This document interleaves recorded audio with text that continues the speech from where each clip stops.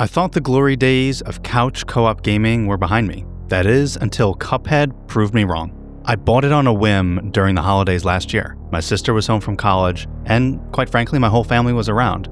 This turned from a simple, hey, let's try this, and it spiraled into days of playtime.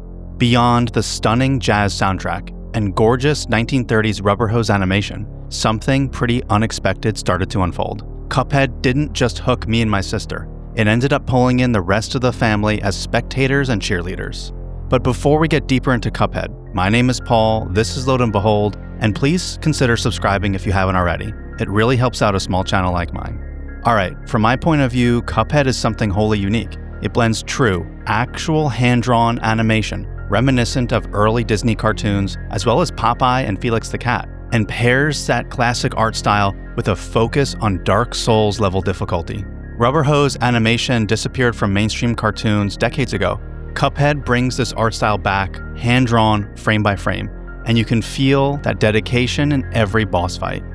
The story is simple, but it works. It mostly exists to justify why you're fighting giant vegetables, among other strange creatures, in the first place. Cuphead and his brother Mugman lose their winning streak to the devil in his casino, and now you're forced to collect the souls of his other debtors in an attempt to set yourselves free. You get a short tutorial, a send-off from your grandfather, and the simplicity becomes obvious right away. Jump, dodge, parry, and shoot. That's your entire moveset for the rest of the game. A small overworld guides you between each boss battle. A sunflower rises from the ground with unfettered rage. A pair of frogs try to knock you out, and one in particular haunts my dreams. A cute, Puff the Magic Dragon adjacent creature that did not go down easy. Some boss battles just click and fall within a few tries, while others, well, they hypnotize you for hours until their inevitable defeat. Part of Cuphead's charm, though, is that it never tells you how close you are to winning. There's no health bar for the bosses, just a white flash effect whenever you deal damage to them. You only see your progress after you die, taunting you with how close you really were. Each fight has patterns, tells, and phases you can learn. It just takes patience, and a lot of retries. And one thing I realized, after every defeat, the bosses never felt cheap. Every mistake is on you, not some frustrating gimmick. The perfect example of this is the parry mechanic. Pink-colored objects or attacks can be parried, giving you another boost in the air and dealing damage too. It also builds your super meter, which allows you to unleash a powerful mega attack. It's a classic high-risk, high-reward system. But in co-op, the game is a bit more lenient. You can take a few hits before dying, but in co-op mode, you turn into a ghost with a pink heart that can be parried before it floats off screen, and therefore you're resurrected. Each death makes the ghost rise faster, but it also makes the game more forgiving and doable for people with different skill levels. Most importantly, someone with less experience can still come in clutch and revive the other person who died by a tragic mistake.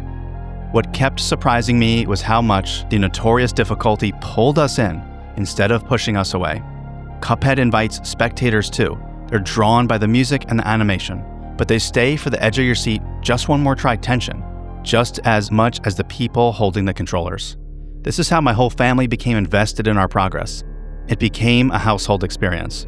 And still, to this day, nearly a year later, my sister and I are asked when we'll take up the controller again.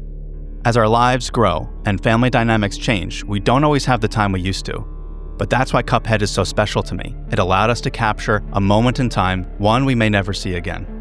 This is why, for me personally, Cuphead rebooted a couch co-op gaming bug in me. And it's why I think Cuphead is a masterclass in game design too. It's very rewarding, equally challenging, easy to pick up, and hard to put down. It drew even the non-gamers to the couch with us. The only thing I didn't enjoy was the run-and-gun levels. I know many probably disagree, but this game is at its best during boss runs. I found the platforming stages less intriguing than the now signature boss battles.